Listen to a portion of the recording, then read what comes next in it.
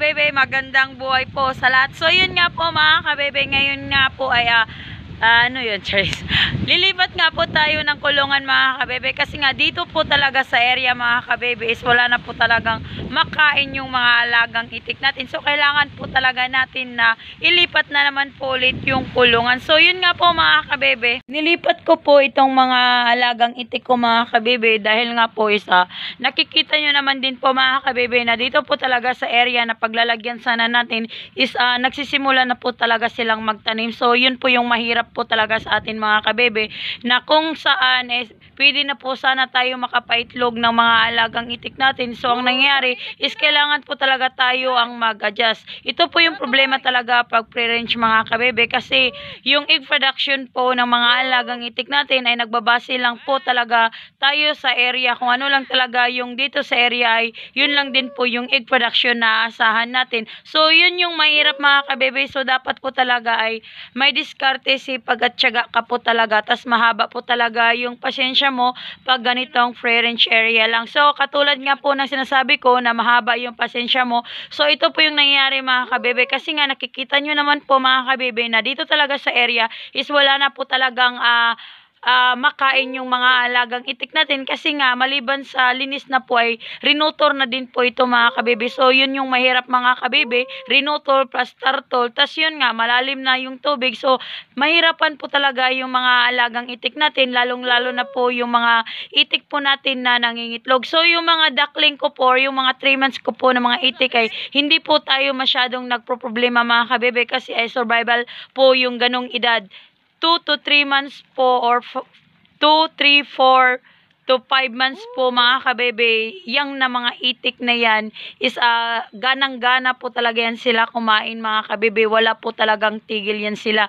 Kahit iwan mo lang sila dyan, ilapag mo lang sila dyan, paulit-ulit yung area nila, ay hindi po talaga sila nagsasawa. Hindi po katulad ng mga alagang itik po natin na nangingitlog, once na paulit-ulit natin silang linalagay dyan na area, ayun nga, naumay na po sila na kakain, kaya nawawalan po sila gumana ng kumain. Kaya isa din po yun na dahilan mga kabebe na bumabagsak po yung egg production, lalong-lalo na at hindi po tayo nagpapatoka po ng duck layer at hindi po tayo nagpapavitamins po ng mga alagang itik natin. So yun po yung mga disadvantage talaga mga kabebe pag ganitong dito na po talaga tayo sa free range area. Disclaimer lang din po sa mga nag-aalaga na ng mga itik, ito po sinishare ko sa inyo ay base lang din po ito sa experience ko po dito sa area. At ito ay binabahagi ko lang din po sa mga baguhan pa lang or sa magsisimula pa lang. So para may warning din po kayo na ganito po talaga yung mangyayari, na hindi na lang po positive side na lang po laging nasa isip natin na easy money. So yun nga po mga kabebe,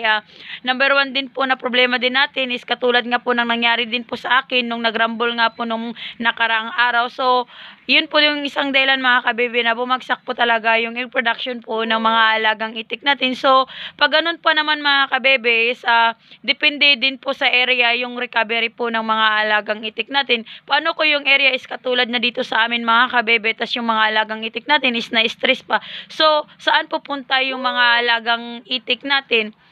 Paano nila ma-handle or paano natin sila marirecover kung yung area na paglalagyan natin is alanganin din po. So yun talaga yung problema ko ngayon mga kabebe. So yun nga, marami po tayong paraan mga kabebe. May paraan din po tayo para maiwasan yung mga ganito. Is kung may area ka na pwede paglagyan yung mga alagang itik mo na medyo malapit lang po sa kanal, nasabi ko na ito sa inyo ng mga nakaraang videos ko. So ngayon po ay share ko lang din po sa inyo, at sa ganun sa mga baguhan pa lang ay may option din po kayo or may idea din po kayo na kung wala nang makain dito sa area na pinaglalagyan nyo, na pinapastuloy yung mga alagang itik nyo, is pwede nyo pong itabi dito sa may kanal or kahit na ano, basta may paglalagyan lang po tayo ng pakain nila patuka or bali mag semi poultry na lang po tayo. So ganun ang gagawin mo mga kabebe kung may budget ka. Samantalang sa akin kasi mga kabebe, wala po kasi akong budget. So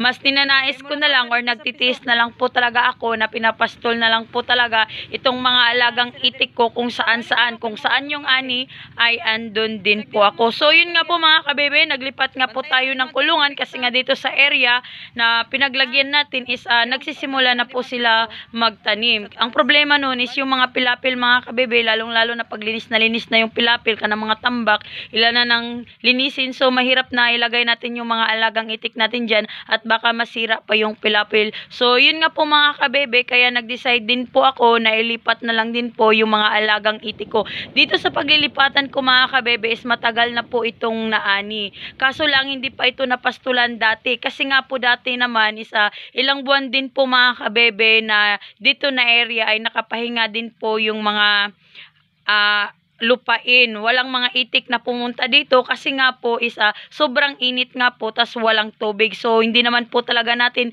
pwede ilagay yung mga alagang itik natin lalong lalo na at wala pong patubig. So hindi po talaga advisable yun. Magiging tungi po yung mga alagang itik natin, magiging dead ball. So yun nga po mga kabebe, dito ko nalinagay nga yung mga alagang itik ko pansamantala. Hindi po tayo magtatagal dito na area mga kabebe.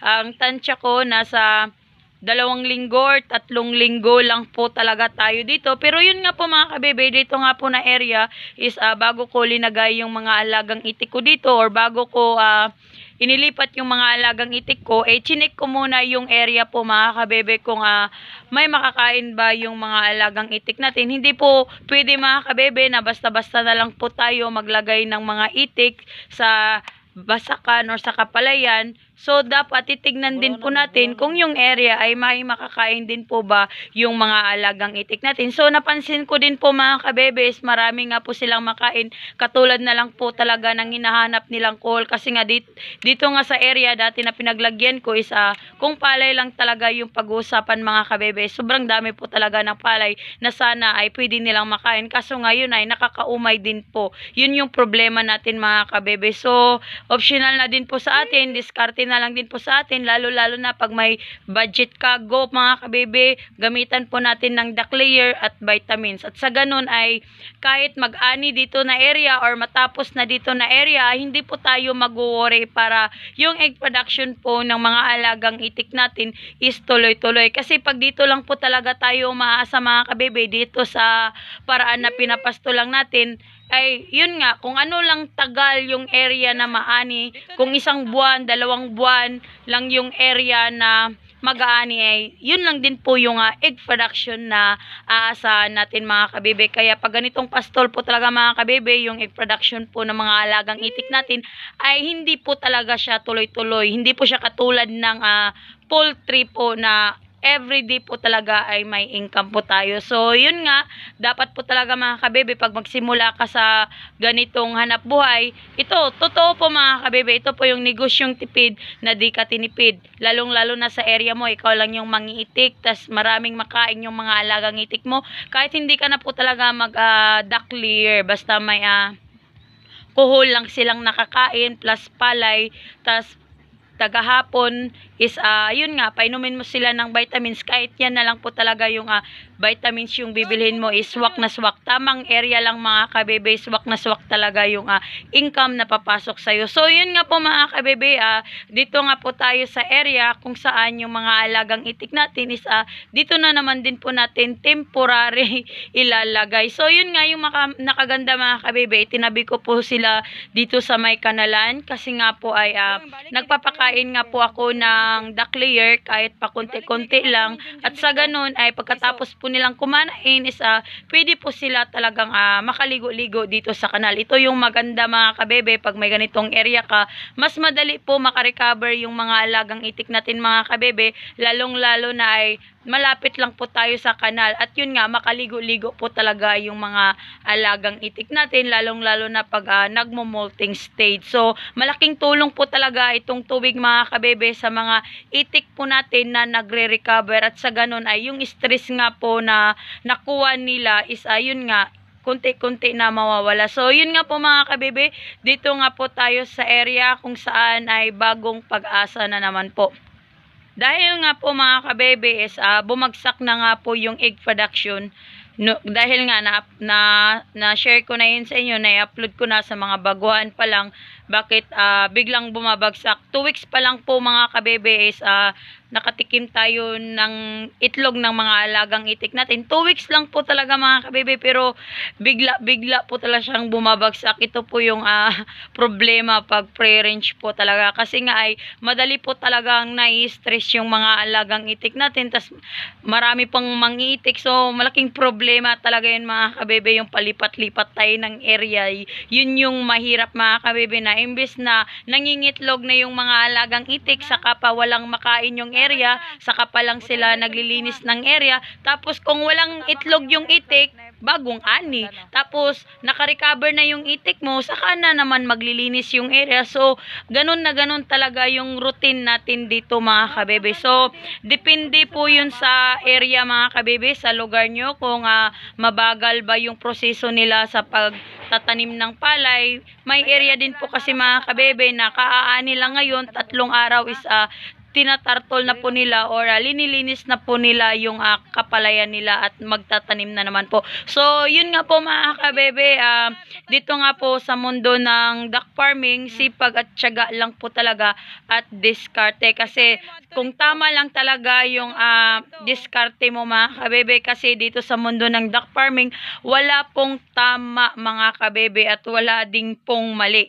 kundi ay diskarte lang po talaga kung paano mo alagaan yung mga alagang itik mo or paano mo ito papaitlogin. So ako nga po mga kabebe, kahit araw-araw po tayo dito sa area is araw-araw pa din po ako patuloy na nag-aaral kung ano po ba yung maganda para sa mga alagang itik natin, na tuloy-tuloy po yung egg production. So yun nga po mga kabebe, ito nga po yung mga alagang itik natin at i-welcome nga po natin sila dito sa bagong bahay nila. Ako pala yung duck girl ng Bukidnon, ang nagsasabing magandang buhay po sa lahat. Thank you for watching.